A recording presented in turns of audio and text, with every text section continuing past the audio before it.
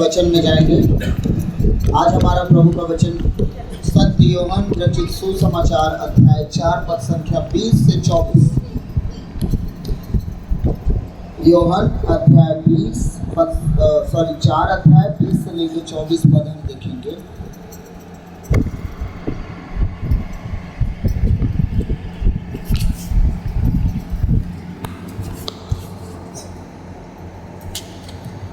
किसी को मिला हो तो पढ़िए। हमारे बाप दादाओं ने इस पहाड़ पर आराधना की और तुम कहते हो कि वह जगह जहाँ आराधना करनी चाहिए यरूशलेम में। यीशु ने उससे कहा, हे नारी, मेरी बात का विश्वास कर कि मैं वह समय आता है कि तुम न तो इस पहाड़ पर पिता की आराधना करोगे न यरूशलेम में। तुम जिसे नहीं जानते उसकी आराधना करते हो और हम जिसे जानते हैं उसकी आराधना करते हैं, क्योंकि उपहार यहूदियों में से है। परंतु वह समय आता है, वरत अब ही है, इसमें सच्चे पिता की आराधना आत्मा और सच्चाई से करेंगे, क्योंकि पिता अपने लिए ऐसे ही आराधकों को ढूंढता है। परमेश्वर आत्मा है और अवश्य है कि उसकी आराधना करने वाले आत्मा और सच्चाई से आराधना करें। आमीन। पढ़ो। 4 अध्याय यूहन्ना 20 से 24। हमारे पुरखे इस पहाड़ पर आराधना करते थे। हमारे पुरखे इस पहाड़ पर आराधना करते थे। और आप लोग कहते हैं कि यरूशलेम में आराधना करनी चाहिए। कि यरूशलेम में आराधना करनी चाहिए। वो कौन सी जगह है? यरूशलेम मंदिर जो राजा सुलेमान ने बनवाया था, है ना। परमेश्वर कब का सुलेमान की मंदिर छोड़ के चला गया, लेकिन अभी भी वो रीति रिवाज पर चल रहे थे। हाँ, आगे। ईसा ने उससे कहा, हाँ, नारी मैं तुम्हें विश्वास दिलाता हूँ। ईसा ने क्या कहा उससे? नारी, मैं तुम्हें विश्वास दिलाता हूँ कि वह समय आ रहा है, जब तुम लोग ना तो इस पहाड़ पर पिता की आराधना करोगे, हाँ, और ना यरूशलेम में ही। ना इस पहाड़ पर पिता की आराधना करोगे, ना यरूशलेम में ही। तुम लोग जिसकी आराधना करते हो उसे नहीं जानते। उसे तो बिल्कुल नहीं जानते। हम लोग जिसकी आराधना करते हैं उसे जानते हैं, क्योंकि मुक्ति यहूदियों से ही प्रारंभ होती है। मुक्ति यहूदियों से ही शुरुआत होती है। परंतु वह समय आ रहा है, बस पहुंच ही गया है। हाँ, जब सच्चे आराधक, ध्यान से सुनना जितने यहाँ बैठे हैं, सच्चे आराधकों, वो समय आ रहा है, बल्कि आ ही गया है, जब सच्चे आराधक आत्मा और सच्चाई से पिता की आराधना करेंगे। शब्दों के द्वारा, ढोल मंजीरा बजा के, हाँ, डफ और तबला बजा के, वो कह रहे हैं कि आत्मा और सच्चाई के द्वारा पिता की महिमा वो दिना रहे कि की जाएंगी। पूरी दुनिया एक दिन ऐसा होगा कि चर्च छोटा पड़ जाएगा। मालूम है वो कब होगा? सिर्फ ईसाई नहीं, गैर जाति भी चर्च में टूट पड़ेंगे। एक दिन आएगा, लेकिन वो दिन आप देख नहीं पाओगे। बस अफसोस इस बात का। पूछेंगे नहीं कैसे? जब आप लोग का बादलों पर उठा लिया जाना होगा, पूरी दुनिया की मानव जाति जान लेगी कि यीशु ही प्रभु है। उठा लिए जाने के बाद पूरी दुनिया चर्च में टूट पड़ेगी। सच्चा परमेश्वर यही मिलता है, होगा कि नहीं? लेकिन उस दिन एक देर हो जाएगी, होगी कि नहीं? आत्मा में जीने वाले उठा लिए जाएंगे, शरीर में जीने वाले 7 साल का क्लेश सहने के लिए फंस जाएंगे। समझ गए? अभी आराधना हो रहा है तो वैसे ही बादल सफेद ऐसा नहीं दिखता है, वैसे ही सामने जा रहा है, बोलते जा रहा है। स्तुति आराधना जो ऊपर गई है हम लोग की। आमीन। हाँ आगे, पिता ऐसे ही आराधकों को चाहता है। पिता ऐसे ही आराधकों को चाहता है जो आत्मा और सच्चाई से, ठकुसलाबाजी नहीं, दिखावे के लिए नहीं। वो जब आराधना की बारी हो तो अपने आंखों को बंद करने वाला व्यक्ति हो, दुनिया की सारी झंझटों को छोड़ने वाला व्यक्ति हो। इस जगह पे जहाँ खड़ा है, वो चाहे वो उसका बेडरूम हो, चाहे वो खेत हो, चाहे खलिहान हो, चाहे वो संगति हो, चाहे चर्च हो, कोई भी जगह पे खड़ा हो, वो जान के चले कि मेरे अगल बगल में कोई नहीं है। मैं और मेरा प्रभु, अपने प्रभु को खुश करने के लिए आज मैं उसकी आराधना करने जा रहा हूँ। अपने प्रभु को खुश करने के लिए उसकी आराधना करने जा रही हूँ। आज मेरा प्रभु मुझसे खुश होगा और मेरे जीवन में एक अच्छा रिवॉर्ड देगा। आमीन। आगे, ईश्वर आत्मा है। हाँ, उसके आराधकों को चाहिए कि वे आत्मा और सच्चाई से उसकी आराधना करें। ईश्वर क्या है? आत्मा। वो आत्मा है, त्रिएक परमेश्वर है। पिता और पुत्र सिंहासन पर आराम से बैठे हैं ना। और वो तीसरा वाला जो हमारे साथ हमारा एकदम सहयोगी बना है, न झपकी लेता है न ऊँगता है, वो कौन है? ईश्वर। और वो कौन है? आत्मा, जो सदा हमारे साथ रहते हैं, हमें हर परिस्थिति को समझाता दिखाता है। आमीन। ईश्वर क्या है? फिर से, ईश्वर आत्मा है। उसके आराधकों को चाहिए हाँ, कि वे आत्मा और सच्चाई से उसकी आराधना करें। कैसे आराधना करे? उसके लोगों को क्या चाहिए? कि आत्मा और सच्चाई से। हालेलुया। हालेलुया। अब वो आत्मा है, अब उसकी आत्मा आपको सेहत में मिली है। आपने कोई कीमत चुकाया है? हाँ, कीमत चुकाने वाला हमारा प्रभु यीशु मसीह है। बादलों पर जाते समय उसने कहा, मैं पिता के पास जाऊंगा तुम्हारे लिए दूसरा। पहला सहयोगी कौन था? यीशु। दूसरा सहयोगी बोलता है, मैं तुम्हें दूसरा सहयोगी भेजूंगा।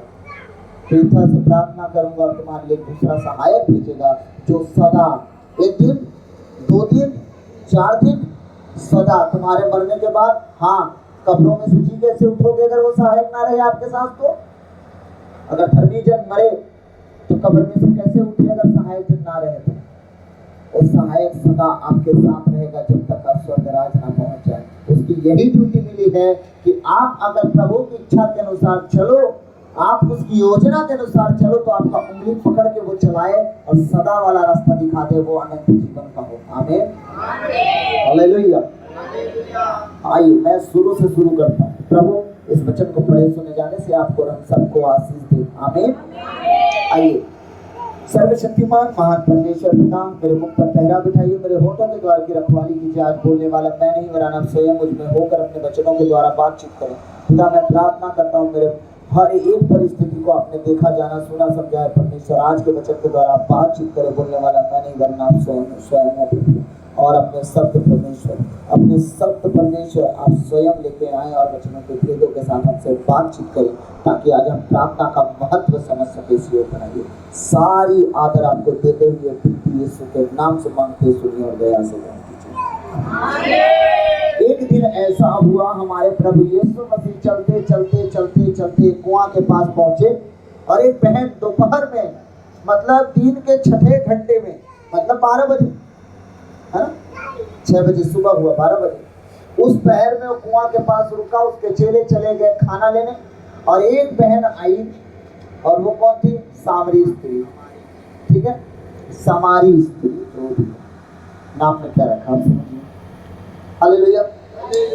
तो पहली बात तो ये है, मुक्ति उसके जीवन में काम कर रही थी, इसलिए वो आई उसी टाइम पे जिस टाइम यीशु मसीह वहां थे। दूसरी बात ये कि जिस टाइम उसका आने का टाइम था, उसी टाइम यीशु मसीह पहुंचे। लॉजिक देखिए, बहुत सारी है। ठीक है। तीसरी बात सबसे इम्पोर्टेंट जो ये है कि अपने लोगों में वो लज्जित स्त्री थी, क्योंकि 5 पति कर चुकी थी, 6वें के साथ रह रही थी, इसलिए झुंड में पानी लेने नहीं जाती। सही है या गलत? सबसे ज्यादा टांग महिलाएं खींचती हैं कि पुरुष? तो समझ में आ रहा है ना, सबसे ज्यादा टांग अगर खींचती है कोई तो महिलाएं। आपस में पता नहीं उनको क्या मतलब हो जाता है कि अगर कोई गलत है उसको गलती दिखा दिखा के मजे लेने के। वो भी जानती थी कि मेरे मजे लिए जाएंगे, इसलिए सुबह पेशाब पानी भरा जाता है दोपहर में, सुबह शाम ना। गांव में देखे होंगे आप लोग, जब भी पानी भरा जाता है सुबह जाएंगे और शाम।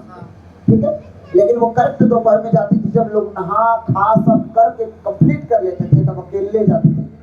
ठीक, उसका अकेले जाना, हमारे प्रभु का सेम टाइम पे पहुंचना।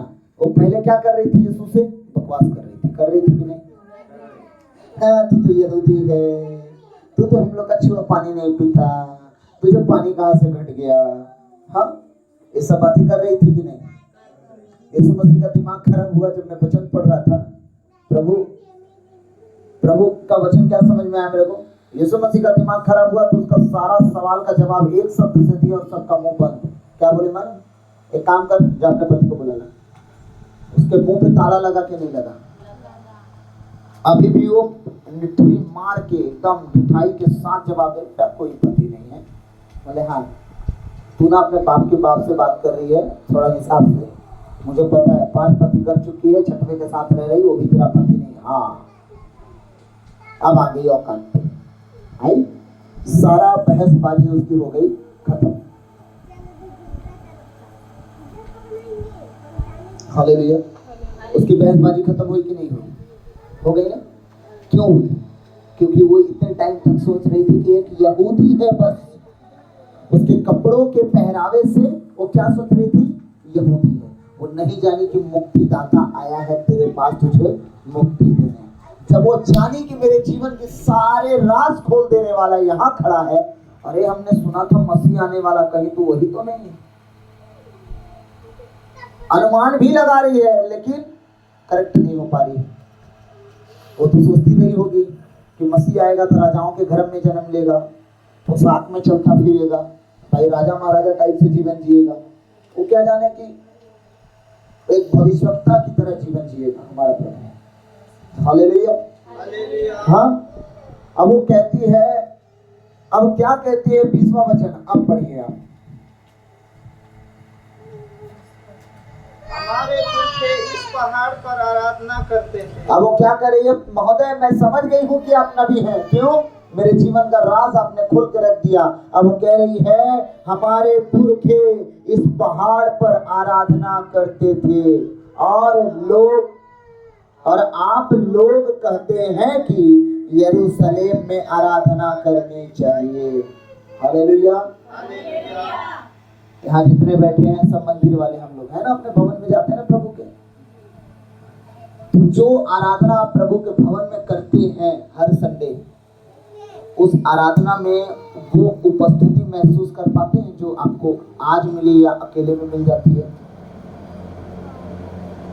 नहीं ना। कारण क्या है? आपने उस सिस्टम को बना के ही रखा है।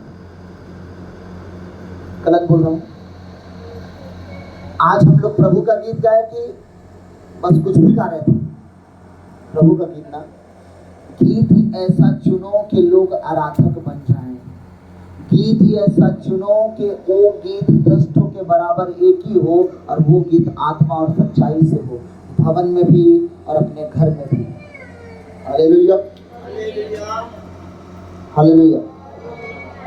ईसा ने उससे कहा, नारी मैं तुम्हें विश्वास दिलाता हूं कि वह समय आ रहा है जब तुम लोग न तो इस पहाड़ पर पिता की आराधना करोगे और न यरूशलेम में ही।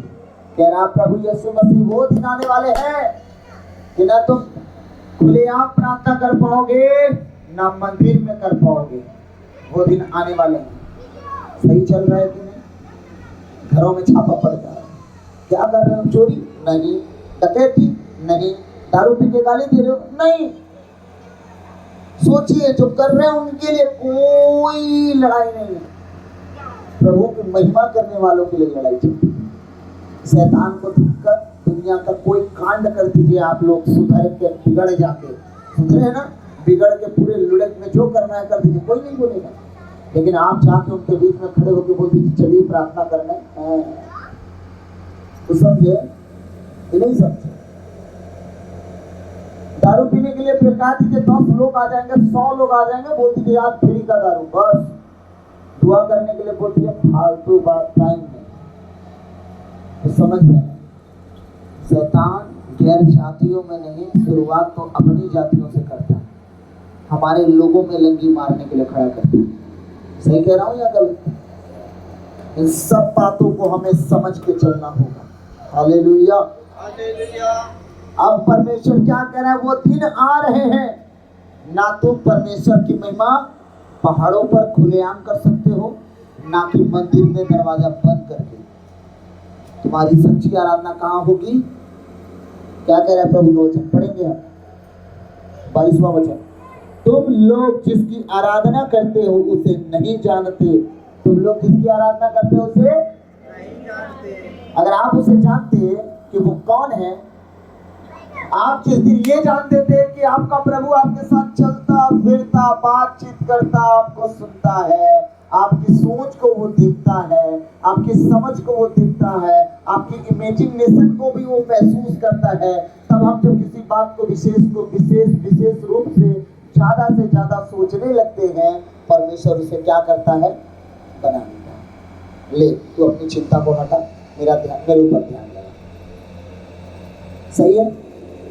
जब हम अपने मन में प्रभु से जुड़ी योजना के विषय बार बार सोचते रहते हैं, रात दिन दाऊद कहता है प्रभु के वचन पे मनन करते रहता हूँ, मन लगाए रखता हूँ। परमेश्वर उसे ऊंचा उठाया कि नहीं उठाया?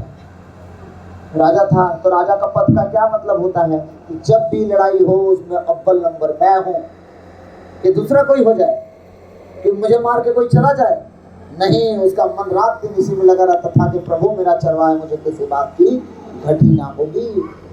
हाँ, प्रभु मेरा साथ है तो मेरा विरोधी कौन हो सकता है? सब दाऊद की बातें हैं। क्यों है? और मन लगा के रखा था कि जीत मेरी होनी चाहिए प्रभु। हाँ, हमारे लोग जीते, कभी हम हारे ना। 66 लड़ाई लड़ा, कभी नहीं हारा। सही है? हालेलुया। क्या कह रहा है प्रभु का वचन?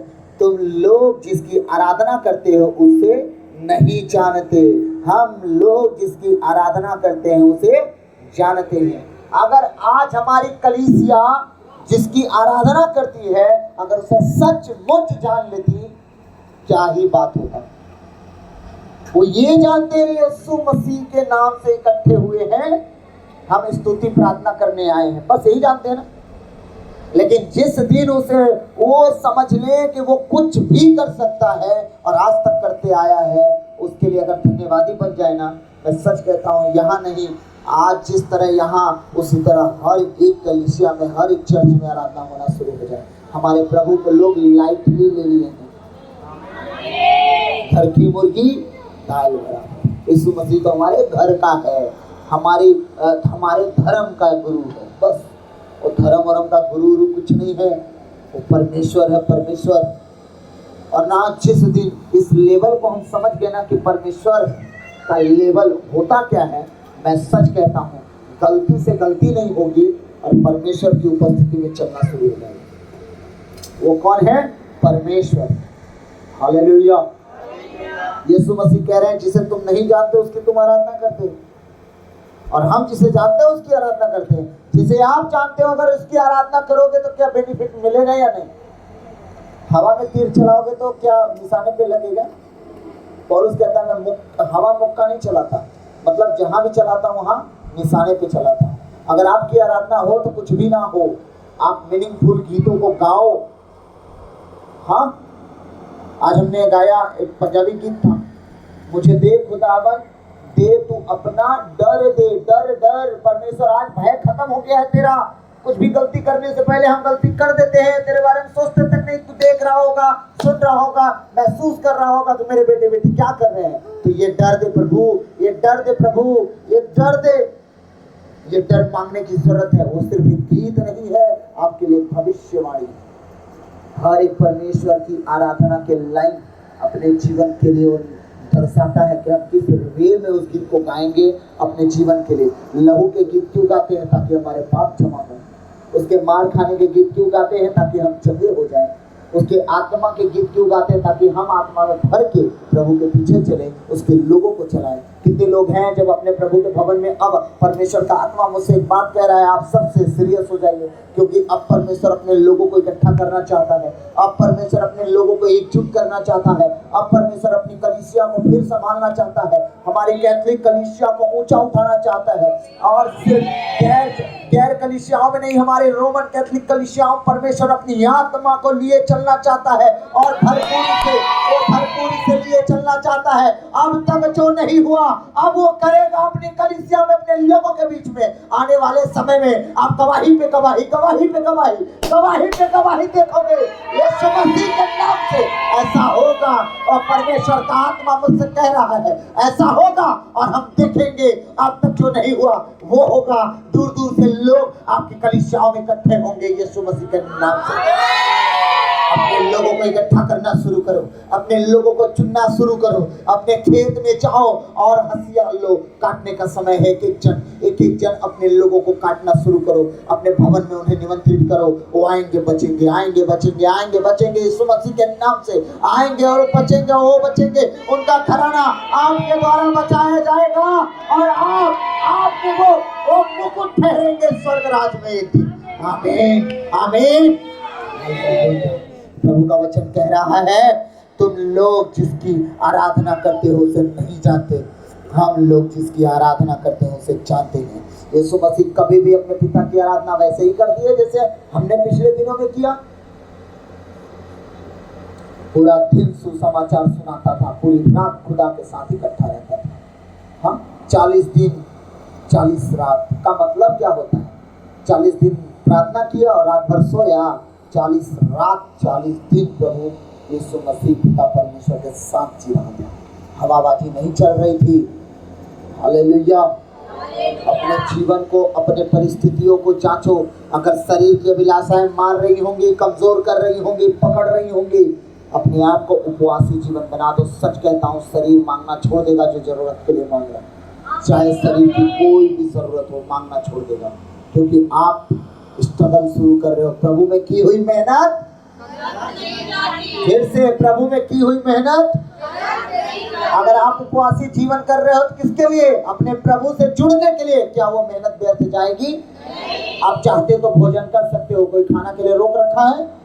आप चाहते तो अच्छे अच्छे भोजन पदार्थों को खा के यहाँ तक सोते, लेकिन कोई रोका आपको नहीं। अगर आप छोड़ रहे हो तो किसके लिए छोड़ रहे हो? अपने प्रभु को खुश करने के लिए, ताकि वो आपके शरीर पर आपको जय दे सके। आमीन। और आने वाले दिनों में जितने लोग यहाँ बैठे अपने शरीर की अभिलाषाओं पे काबू नहीं कर पाते, फंस जाते हैं, आत्मा में गिरना पड़ जाता है, मैं सच कहता हूँ उपवास में आ जाओ। इन दिनों में उपवास में आ जाओ, देख लेना परमेश्वर तुम्हें ऊंचा उठाता जाएगा। आज परमेश्वर की हजूरी में बोल रहा हूँ, ऊंचा ऊंचा ऊंचा उठाते जाएगा। आमीन हालेलुया। प्रभु कह रहा है जिसे तुम नहीं जानते हम जिसे जानते हैं, ठीक है? क्योंकि मुक्ति यहूदियों ही से प्रारंभ होती है। मुक्ति का रास्ता कहाँ से शुरुआत हुआ? हालेलुया। यहूदा के गोत्र का कौन है? दाऊद। दाऊद के घराने से कौन उत्पन्न हुआ? हमारा मुक्ति दाता यीशु मसीह। हाँ, उद्धार कहाँ से है? यहूदा के घराने से, यहूदा के नाम से यहूदी। समझ में है? हाँ, इज़राइल अलग हुआ, यहूदा अलग हुआ।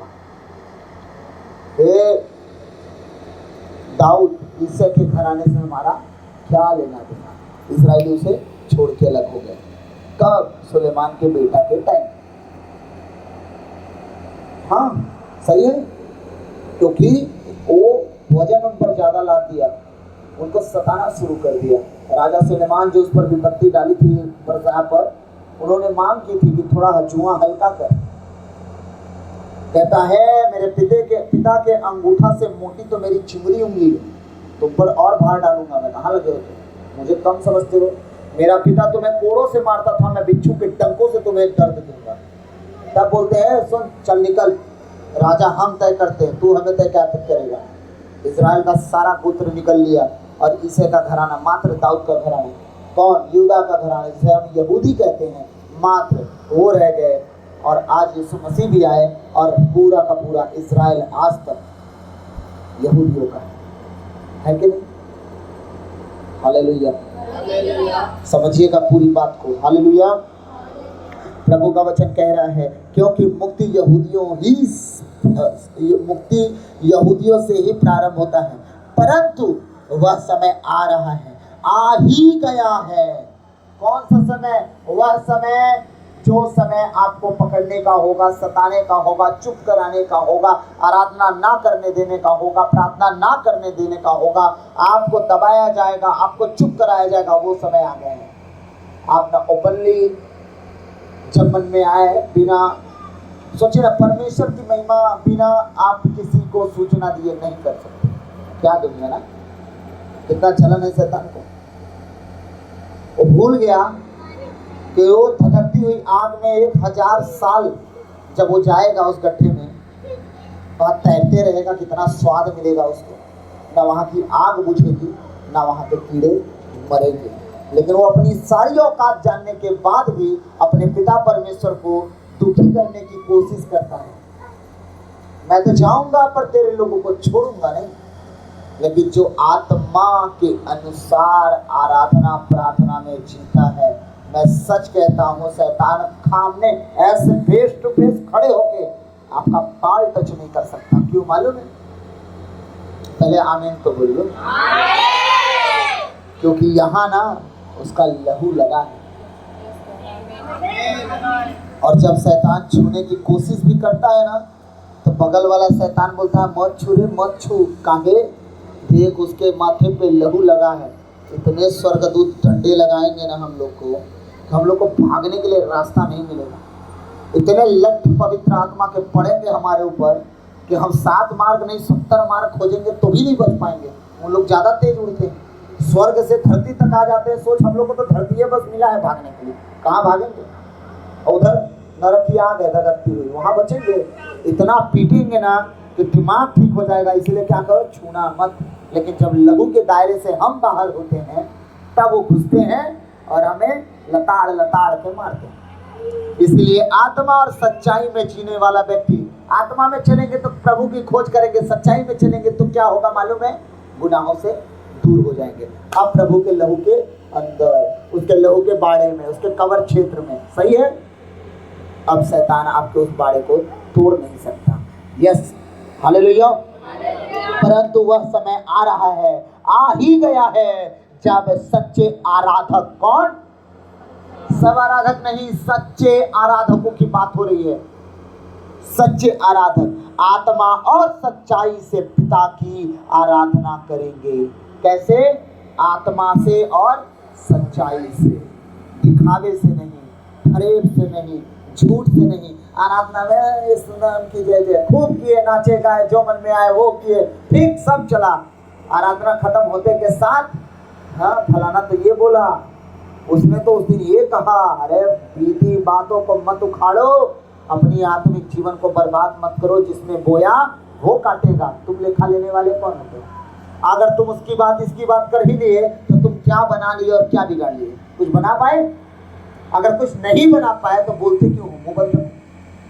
2 चीजें आत्मिक जीवन को खराब कर देती है, और 2 चीजों को छोड़ दिए तो आत्मिक जीवन को साल भर की आंसू से कुछ दिनों में मिल जाती है। मैंने पहले भी बताया, क्या? एक बुराई और दूसरा मजाक। समझ गए? जहाँ हंसी मजाक हो वहां से उठ के हट जाइए। आपको जो बोलना है लोगों को बोलने दीजिए, ठीक? और बुराई गलती से भी ना, किसी की भी बात किसी तक ना पहुंचे। जो जिसने बोला वो जाने, जो जिसने किया वो समझे। यीशु मसीह का काम है, वो देखना देख लेगा। हालेलुया। हमेशा लेने वाले कौन होते हैं? प्रभु का वचन क्या कह रहा है? परंतु वह समय आ रहा है, आ ही गया है, जब सच्चे आराधक आत्मा और सच्चाई से पिता की आराधना करेंगे।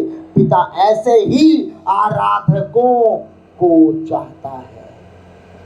किसी और को चाहता है कि खूब ऊंचे ऊंचे शब्दों में गाने बजाने वालों को चाहता है, चिल्लाने वालों को चाहता है, छाती पीट के रोने वालों को चाहता है? नो, रोना गाना साइड में रखो।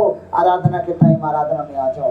ठीक? आराधना के टाइम जब तुम आत्मा में भरोगे, तब तुम्हारे हृदय खुलेंगे, हृदय टूटेंगे, तुम्हारे दुख बाहर निकलेंगे, रोना नहीं पड़ेगा, आंसू अपने आप बाहर निकल जाएंगे। वही तो तुम आराधना में लगे हो कि प्रभु से अपने आशीषों को मांग रहे हो, अपने दुखों को दे रहे हो। आदान और प्रदान करने का समय होता है आराधना में। सारे बंधन टूटते हैं, कमजोरियां निकलती हैं, सामर्थ्य आता है, जय पाते हैं, जयवंत होते जाते हैं। जहाँ ठुकराए गए हैं वहीं आशीषित होते हैं। जहाँ से लोग हमें दुत्कारे रहते हैं, वहीं पे हमें लोग आदर देना शुरू करते हैं। याद रखना, ये भविष्यवाणी का वर्ड है आप सबके लिए। जहां जहां आपका निरादर हुआ होगा, देखना उन्हीं जगहों पे परमेश्वर आदर देता जाएगा और वो खत्म नहीं होगा, वो बढ़ता जाएगा। लोग तुम्हारी बराबरी करना चाहेंगे पर अब नहीं, अब बराबरी करने के दिन गए, तुम बराबरी से बाहर निकले हो प्रभुतिका। अब तुम्हारे दिन ऊंचा उठने वाले हैं, अब तुम बढ़ते जाओगे, अब परमेश्वर के राज को तुम छुओ, परमेश्वर तुम्हें ऊंचा उठाएगा। आने वाला समय तुम्हारा है, आने वाला समय। यहाँ बैठे एक एक जन अपने आप को अब छोटा नहीं, अब बड़ा पाओगे आप, क्योंकि आप परमेश्वर के राज की खोज सच्चे दिल से की है, ना लालच से, ना स्वार्थ से, ना पाने की चाहत से, वरन होते हुए देने की चाहत से आप प्रभु के खोजे हुए। प्रभु एक एक जन का प्रतिफल लिख रहा है हिसाबों में, और वो देने का टाइम आ रहा है। आमीन आमीन। तो याद रखिएगा, अगर आप प्रभु के लोग बनना चाहते हैं तो आत्मा और सच्चाई में चलें। कभी भी लोगों से ज्यादा भीड़ में उठना बैठना बंद करें, कमरे में जाएं, आराधना में जाएं, गुप्त दरवाजे में जाएं, कुंडी को बंद करें और परमेश्वर की आराधना करें, वहां जहां वो गुप्त में रह के आपकी बातों को सुनता है। आमीन। आप अपने दरवाजों को बंद करो, आप गीतों को लगाओ, कान में घुसाओ, हेडफोन लगाओ, साउंड सिस्टम लगाओ, ना हो तो खरीदो। अपने परिवार को कहो भाई, अगर आपको कोई छेड़ने वाला ना हो तो अगर आप होम थिएटर लगा सकते हो लगाओ, हेडफोन लगा सकते हो लगाओ, रात में खुदा के साथ इकट्ठे हो जाओ। जो कहता है ना मुझे बहुत नींद आती है, लगाओ गीत, कान में घुसाओ ईयरफोन, देखता हूँ कैसे नींद आती है। नींद आएगी कि आप बढ़ते जाओगे, बढ़ते जाओगे, बढ़ते जाओगे, बढ़ते जाओगे, और आपको ऐसे करके कोई सोचेगा ना धर लूं, वो धर भी नहीं पाएगा, कितने आगे निकल जाएंगे आप। आज हमारे भविष्यवक्ता मेरे लिए दुआ कर रहे थे, वो कंफ्यूज है कि मैं हूँ कौन, क्योंकि कुछ दिन पहले गवाह हैं, हम अभी बात ही कर रहे थे। ये टाइम था कि मेरे घर पे मेरे बर्थडे के दिन मेरे लिए दुआ नहीं की। वो सोचिए किस मेंटेलिटी में जीवन था, और आज वो मेरे लिए दुआ करके रो रहे हैं कि परमेश्वर मुझे क्या बना के रख दिया। मैं धूल था शिरोमणि ठहराया। हाँ, मैंने जीवन जिया है, भविष्यवाणियां मेरे लिए काम नहीं की हैं, मैंने भविष्यवाणियों के लिए अपने जीवन को उस लायक बना दिया, उस ढांचे में डाल दिया। भविष्यवाणियां किसी पे ऐसे ही नहीं उतरती है तो आपका जीवन पहले निर्भर करता है कि आप ऐसा जी रहे हो। तब अगर आप गलत जी रहे हो, भविष्यवाणी भी गलत होगी, सही जी रहे हो, भविष्यवाणी भी सही होगी। इसलिए भविष्यवक्ताओं का काम है कि आपको उत्साहित करें, लेकिन याद रखिएगा भविष्यवक्ता सोचते भी बहुत दबा के। सही जीवन नहीं हुआ तो क्या होगा, कहानी खत्म होती है ना। अच्छा जीवन हुआ तो क्या हुआ, उठते जाओगे। मात्र भविष्यवक्ता का ही काम है, लेकिन आपका काम है अपने लिए भविष्यवाणी अच्छा बनवाना या बुरा, अपने लिए परमेश्वर के सामने भविष्यवाणी को सही ढांचे में लाना या उबड़ खाबड़, अपने लिए परमेश्वर के साथ जीवन जी के उस भविष्यवाणी को मेंटेन करना है जो कुछ समय पहले हुई थी कि तुम प्रभु के राज के योग हो चुके हो, अब बढ़ते जाओगे, या तो आप तय करते हो कि उसे खराब करोगे। जहां जीवन डामाडोल दिखा तो फिर परमेश्वर कहेगा याद कर कि तू कहां से गिराया गया है। हमें समझ में आ रहा है कि नहीं? स्मरण कर कि तू कहां से गिराया गया है। तू था तो मेरे साथ चलता हुआ, और तू मेरे नाम से जीता भी था और बुरा भी लगता था, जिस तरह निकोलाई लोग करते हैं, बाहर के लोग करते हैं। उनके जीवन को देख के तुझे बुरा लगता था, लेकिन तू क्या उस जीवन को जिया जो शुरुआत में मेरे साथ चल रहा था। तेरे आंसू गिरते थे आराधना के समय, जब तू प्रार्थना में आता था, घुटनों पे आके खुदा को रो रो के, मुंह के बगल पढ़ पढ़ के खुदा को धन्यवाद करता था। अब वो तेरा पहला सा प्रेम कहाँ गया? कहाँ गया? जलन तो होती है, लोट को भी जलन हो रही थी, जलन होने से क्या सदम गोमोरा बचा? हाँ, उसे भी तो जलन होती थी कि हाँ बहुत पाप बढ़ गया है, लेकिन उससे कोई बचा क्या? जलन रखने से कुछ नहीं होता। तुम्हारा पहला सा प्रेम प्रभु चाहता है कि जो तुमने पहला सा प्रेम प्रभु को किया, वो प्रेम कहाँ? वो प्रेम से वो प्रेम करता है। आप पहले से प्रेम में लौटो, अपने जीवन को पहले से प्रेम में लाओ, अपने हृदय को जांचो कि कहीं आप चुप कर गए तो नहीं, आपको क्या आप गीत नहीं छूते, क्या आराधनाएं नहीं छूती, क्या प्रार्थनाएं आपको नहीं छूती, क्या वचन आपके हृदय को स्पर्श नहीं कर रहा है। याद रखना, आप पहले से प्रेम को भूल के आप अपने जीवन को संसारिक रीति में लेके जा रहे हो। वहीं रुको और वापस आओ खुदा के हैकल में, उसके घुटनों पे, अपने घुटनों पे, उसकी वेदी पे, जहां आप घुटनों पे दुआ करते हो, बैठो, वचनों में जाओ, गीतों में जाओ, आराधना में जाओ, संगति में जाओ, ना समझ में आए उपवास में चले जाओ, फिर देखो पहला सा प्रेम रिटर्न होगा। अब पहले की महिमा से आपकी महिमा तुम्हारी दुगनी होगी। आमीन। और वो महिमा इज्जत के साथ परमेश्वर आपको देगा। आमीन। क्योंकि लोग इज्जत उड़ा उड़ा के, कुछ लोग देते ना उधारी, ले 10,000 20,000, सुन जल्दी दे देना, है ना, हड़का के धमका के देते हैं। लेकिन परमेश्वर जब देगा तो इज्जत देके, इज्जत के साथ पहले से भी दुगना महिमा देगा। आमीन। तो आज याद रखिएगा, अब से आपका काम है घुटनों पे आना। मैं सच कहता हूँ, आज मेरी बहन यहीं पे हम इसी दिन पे पिछले साल मिले, इसके जीवन में न जाने क्या क्या बदल गया। एक साल के अंदर खुदा ने इतनी ब्लेसिंग, इतनी आशीषें दिया, इसका एक फैसला इसके जीवन को कहां से कहां ले गया। मैं सच कहता हूं, आत्मा की बात आज चल रही है। आने वाले 1 साल बाद अपने आत्मिक जीवन को आज फैसला कर लेना कि अपने खुदा के साथ, ना पहाड़ों पर ना मंदिर में, अब दरवाजा बंद करके अपने खुदा के साथ बच्चा बनने का दिन है। आने वाले 1 साल के अंदर हम मिलेंगे, जरूर मिलेंगे, और पूरे साल मिलते रहेंगे। और देखना खुदा तुम्हें कितना ऊंचा उठाएगा। याद रखना, तुम्हारे द्वारा तुम्हारी कलीसियाएं बचाई जाएंगी।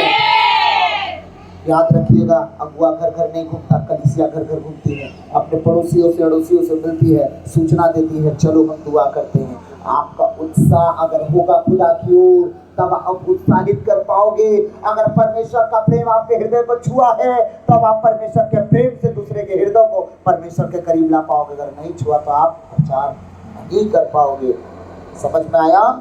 इसलिए परमेश्वर के वचन को अगर दिल में बांध के रखे हो तो अपने घर से निकलना, अपने कंफर्ट जोन से बाहर निकलना, आत्माओं को पकड़ो। परमेश्वर ने तुम्हें बनवाया है मजदूर, समझ गए? यहाँ पूरा लुढ़क नहीं बैठा है, यहाँ जो बैठे हैं वो मजदूर हैं। अब हसिया हाथ में दे रहा है तो कटने के लिए तैयार भी हो। कलीसिया में लोगों को इकट्ठा करना शुरू करो। परमेश्वर तुम्हारे लिए वो मुकुट ठहराएगा। मुकुट भूलिएगा नहीं, मुकुट, जिस तरह मैंने पहले बताया। पौलुस कहता है, यही कलीसियाएं स्वर्ग राज में मेरे मुकुट होंगे। मैं खुदा के सामने भूल पाऊंगा, ये लोग जो स्वर्ग में खड़े हैं ना, ये मेरे मुकुट है, मैंने इन्हें बचाया। आपके द्वारा अगर एक एक आत्मा भी बची ना, वही मुकुट ठहरेगा, स्वर्ग राज आपसे छीना नहीं जाएगा।